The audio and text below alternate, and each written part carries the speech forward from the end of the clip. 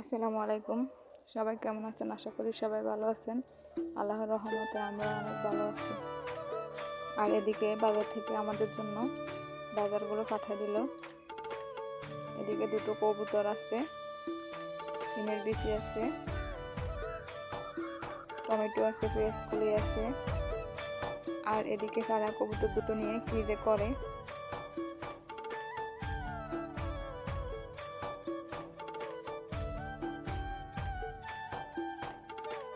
এখানে আমি তাকে বললাম যে কবুতরগুলো হাতে নিয়ে নে, আর সে শুধু কবুতর নেবে না, সবগুলো নেওয়ার জন্য চেষ্টা করে।